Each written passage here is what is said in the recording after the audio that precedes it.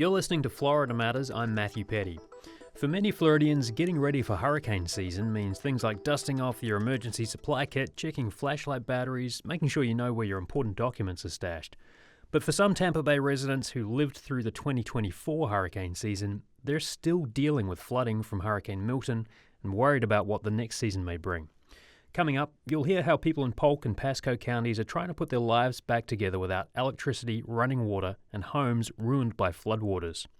And you may know that oyster beds can help protect shorelines from the impact of powerful storms. In about 15 minutes, WUSF Steve Newborn will take you on a tour of an artificial island in Hillsborough Bay where oysters help protect an important bird nesting site. Hurricane season starts in less than 3 months, but some Tampa Bay residents are still living the nightmare of Hurricane Milton. I've lost everything I've worked my whole life for. My whole life is on this property. It's a little emotionally rough. I mean, when you come back to it and actually see the devastation and what the water is capable of doing.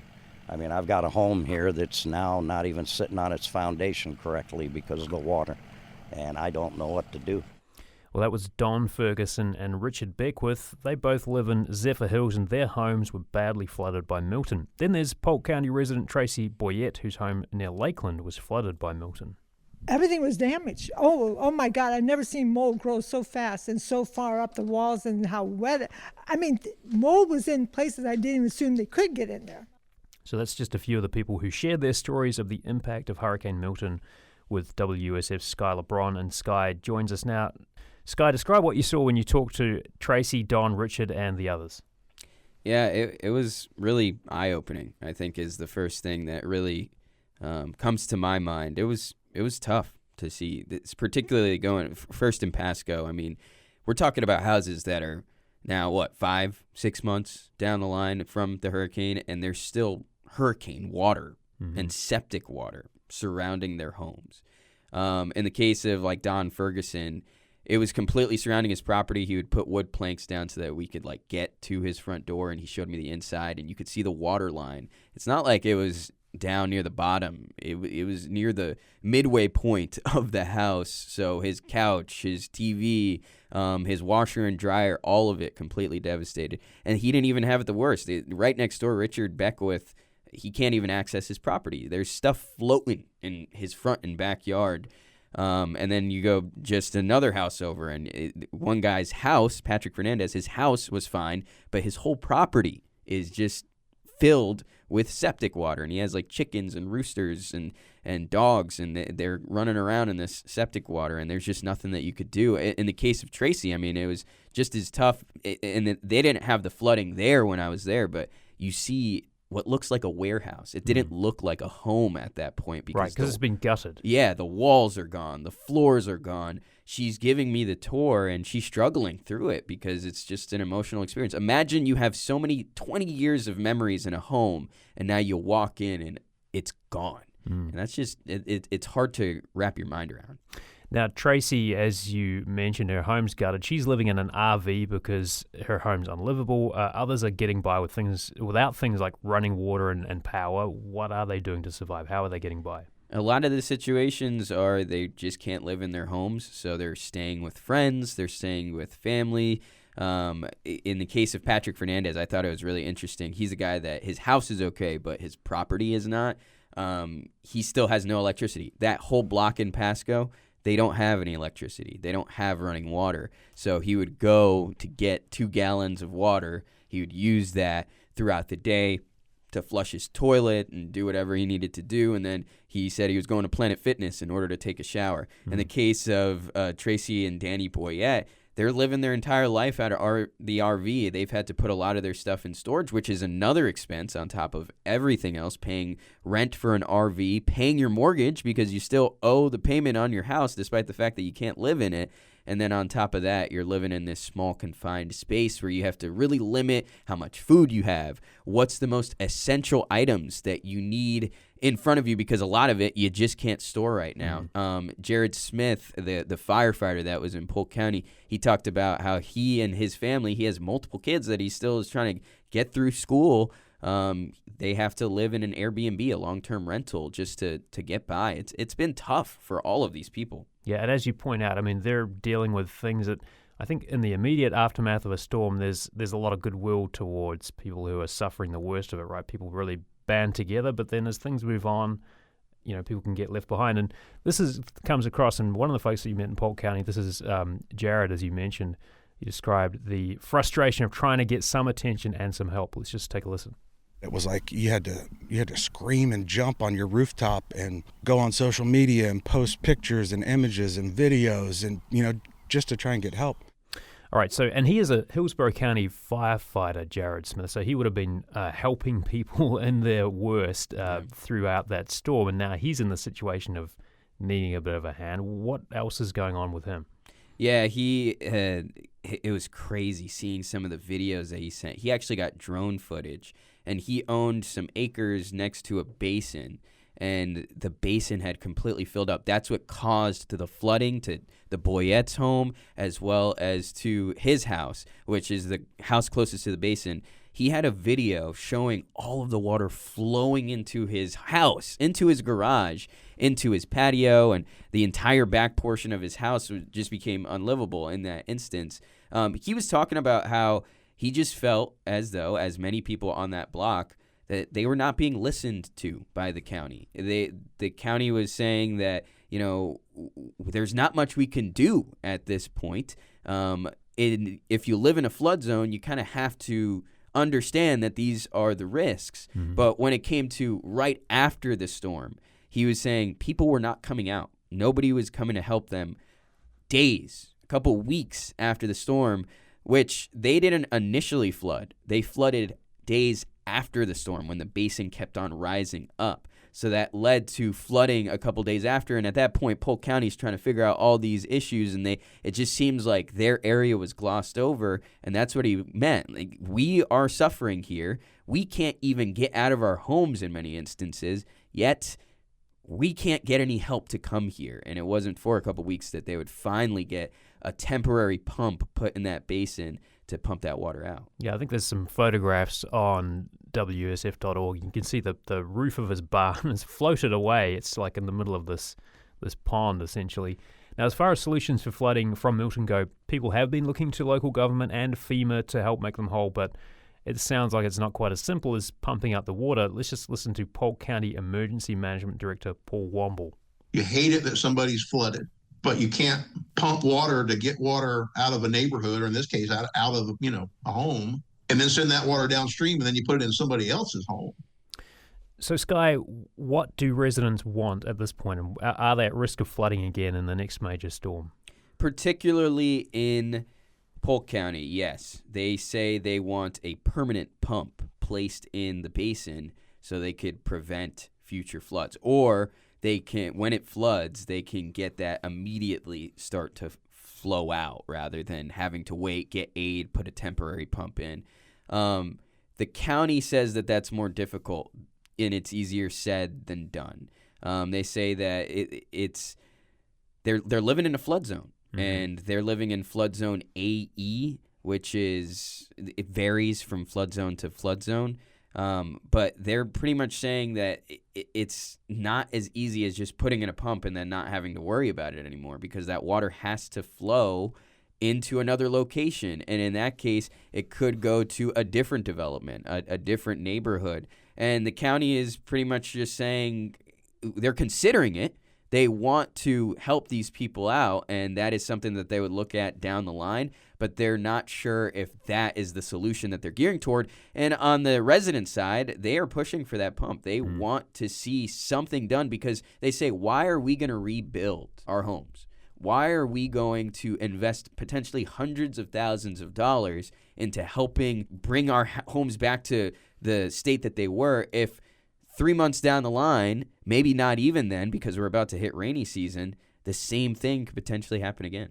Now, Pasco County officials you talked to also explained some of the barriers to helping out people whose homes had flooded. What did they say? Yeah, the main thing for them was their hands are tied when it comes to using public funding. The other thing that both of them said is, hey, we're good in the short term, but we're not, the government isn't set up to bring you back to the state that you were, especially months after the storm. In Pasco County's case, those men live on private property on a private road. So they can't just say, hey, here's $10,000. Here's some trucks that we paid for to bring out, because every time you use public money, that has to be public. You have to showcase that it's for the public good. The thing that they kept on telling me, or the thing that Jason Mickle kept on telling me for Pasco County, was if he can also give a reason as to why this was going to help the public. So, for example, it's going to unflooding that area is going to help an area that is public become more accessible, emergency services, maybe police services, just in terms of traffic. Then they can send those trucks out there and get that pumped out. But if it's only going to help private residents and private property on private roads, they really can't do much. Now, there's the physical destruction left behind by Hurricane Milton, as you've seen and as you've described. Then there's also the psychological impact. Let's just hear how Don Ferguson put it. I'm struggling mostly mentally. It's very rough on the brain. I feel like I'm worthless. Like, who cares? So, Sky, what should people listening to this know about the mental toll of dealing with something like persistent flooding or other long-term disaster impacts? Yeah, I think he encapsulates it perfectly when he says, who cares? That's how he feels. We have so many events going on in the country at all times, so many events going on in Florida, that these people do feel like once another big event happens, they are completely just forgotten about. Their situation is just kind of tossed aside. It was important in the moment, and then months later, they're still dealing with it on a day-to-day. And I think that can't be understated, how tough that has to be. You wake up, and this is your life. You go to sleep, and you're going to sleep in a place that is not your bed. And it's the same situation day after day after day. Tracy Boyette was dealing with early onset dementia. She talked about how important it is for her to feel safe. She was so concerned because even before they could park their RV in front of their house, they had to park it down the street because of the flooding still located, and how she didn't even feel comfortable leaving the RV because she wasn't at her home. And that was one of the few places that she felt like she could actually be comfortable and have a clear head. She talked about how it's just been tough now because she's in such a close, confined space, and how scared she is to leave her property because even if it doesn't make sense, she's so scared that it could happen again. So that's just something that people are living with every single day, and I don't think it's been highlighted as much how tough that can actually be. So what happens next for the folks you talk to? For Don Ferguson and the Zephyr Hills men, it seems like they're getting aid. FEMA reached out to them after the airing of the story, and it looks like they're going to be pumping all of the water out. Now, that doesn't solve all their issues. Maybe they'll be able to get electricity because they could finally get out to the poles. They can't access the poles right now because they're underwater, and the electric poles. So once that gets solved, maybe they'll get power back and they could start to rebuild. In the case of Richard Beckwith, he might be able to access his home after weeks and months of not being able to do so. So it seems like things are starting to steer in the right direction for Pasco County. And Polk, those houses and those people still feel like they're not getting helped as much as necessarily they would like to be. There is still conversations happening at the county level that they can get a permanent pump put in that basin, and that could mean help for the next flood. But a lot of it comes down to finances and how are they going to be able to recover their homes after something like this happens. Is there stuff that didn't make it into the stories that people heard on the radio and things that you would like people to know about the situation that these folks in Polk and Pasco counties are going through? I think something that was crazy to me was, this is just me talking right now. You could be down a street and something looks entirely normal, and then you go a block over and those people's homes are destroyed. I think people need to realize how close this is to maybe where you live. You know, this isn't something where it's so far out in a distant area and it's remote. And no, these are happening like in areas right next to us. It could be your neighbor even. That just the storm happened to hit their home differently than how it hit your home. And that was really eye-opening to me. You know, you're going into these neighborhoods and things look fine, and then you turn a corner and they aren't. That's something that I don't even think can really be described in the story as much as it could just kind of be told in a conversation between us. But it just goes to show that these things are happening right now in front of your face, and it also goes to show how easily they can be forgotten about. Sky Lebron, you can find his reporting on the flooding in Polk and Pasco counties, this ongoing flooding and the destruction left behind by Hurricane Milton on WUSF.org. Sky, thank you so much for sharing your insights. Appreciate it. Thanks, Matt. And later this spring, Florida Matters will take a closer look at how communities are rebuilding from the 2024 hurricane season and getting ready for the next one. You're listening to Florida Matters. Up next, how oyster shells can help protect birds.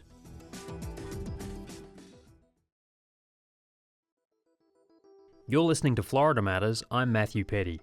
You may remember a TV show called Fantasy Island. Well, you're about to hear about another kind of Fantasy Island, although this is a paradise for birds rather than an offbeat 70s TV drama. WUSF's Steve Newborn explains how volunteers have been busy building up natural seawalls on one of the spoil islands in the middle of Hillsborough Bay. They're helping restore part of one of the most important rookeries in the state. It's barely 50 degrees, a blistering north wind is howling, and Rick Radigan is all smiles as he gives instructions to volunteers on how to build oyster beds in the middle of chilly Tampa Bay. We're going to lift the bags out, and we're going to start passing them from one person to another. We should be able to get pretty close, but hopefully we'll be able to stay as dry as possible and as warm as possible. Radigan is with the nonprofit environmental group Tampa Bay Watch. He cranks up the engine on the small skiff, which is loaded with bags of oyster shells. All right, everybody, hold on.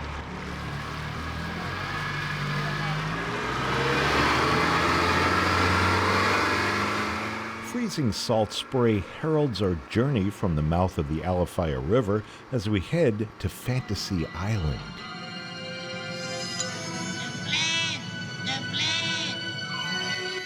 Welcome to Fantasy Island. No, not that Fantasy Island, as fans of the 1970s TV show may remember. This Fantasy Island was created in the 1970s as a deep channel was dredged for Tampa's port. It came into existence about the same time as its other interestingly named neighbors, Beer Can Island and 2D and 3D Islands. They've become important rookeries for wading birds like white ibis, little blue herons, and rare reddish egrets. Volunteers are here this chilly morning to plant oyster reef balls. They're made up of shells collected from area restaurants. Living oysters can attach their young to them and become living reefs. They provide a barrier to deflect waves kicked up from huge freighters and cruise ships passing by. Those waves can't erode the shorelines.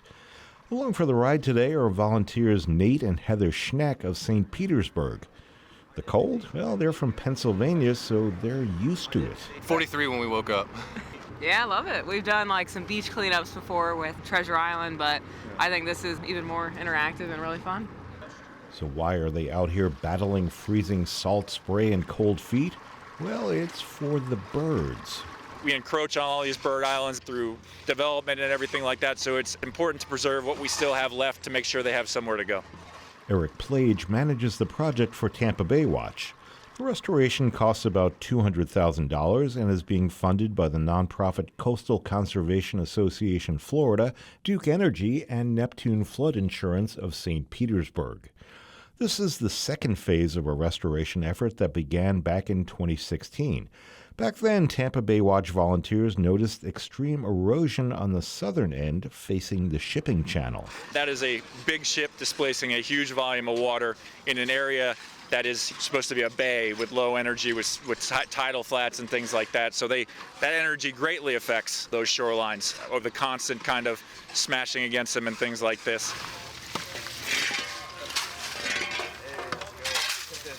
Volunteers like the Schnecks spent much of this winter morning shoveling oyster shells into bags that will be placed on the northeast shore of the island. Plage says oysters are prized for filtering water, improving the water quality of the bay. And then we'll plant the salt marsh grass behind those reef balls, those shell bags, higher up on the shore, but that also creates filtration through that salt marsh habitat. It allows the mangroves to grow up through it, and you have those different ecosystems running down one of our living shorelines. These islands are considered critical for wading birds. Nearby in Tampa Bay, Audubon's Alafaya Bank Sanctuary is one of the biggest rookeries in Florida. But Plage says putting all your bird eggs in one basket can invite disaster. We've had instances in the past, since we did that project in 2016, 2017, where a big portion of the white ibis that usually nest on Alafaya banks have come over and just blanketed Fantasy Island, with hundreds to thousands of birds on this little speck because of situations that arose on other islands. So it's incredibly important to protect these islands out here. What they learn out here can be used to help protect a lot of other islands threatened by rising seas in the days to come. WUSF's Steve Newborn with that story, and Steve joins us in studio now. Well, Steve, Fantasy Island is a spoil island. Can you explain what that means? So spoil islands were created in Tampa Bay when they dredged a deep water channel for the port of Tampa, which is right outside of downtown Tampa. So you have this long channel that goes underneath the Sunshine Skyway and has a corollary that goes over to the port in Manatee as well. And when they dredged this channel, they had to find something to do with all the spoil, the dirt that was on the bottom of the channel, because it's pretty shallow in there. And these ships have a wide draft. So they basically created these islands. So you have Fantasy Island is one of them. It's pretty small. It's only a couple of acres. And nearby Beer Can Island, which name kind of speaks for itself.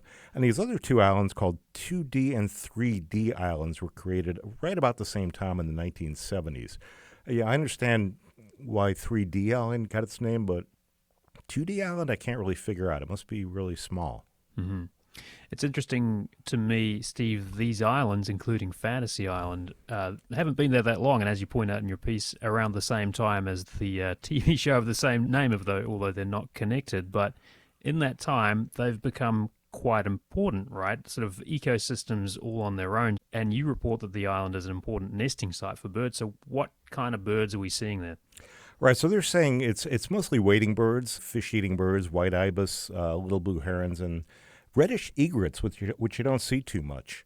But when I was out there with the project manager for Tampa Bay Watch, Eric Plage, who we just heard, he mentioned since 2016, when the first phase of this restoration started, there was something spooked a bunch of the birds on the nearby Alafaya Banks sanctuary, which is one of the biggest bird rookeries in the entire state. And a lot of them came to this island. The white ibises covered Fantasy Island. So it's kind of crucial to have places for these birds to go. If something spooks them on one island, they need to get away, or if maybe a raccoon swam from shore, that sort of thing. So they're really important for the bird population, really in the entire state. Mm-hmm. Talk a little more, Steve, about how the oyster shells work as protection against the waves. So what does it look like when you try and build one of these oyster reefs?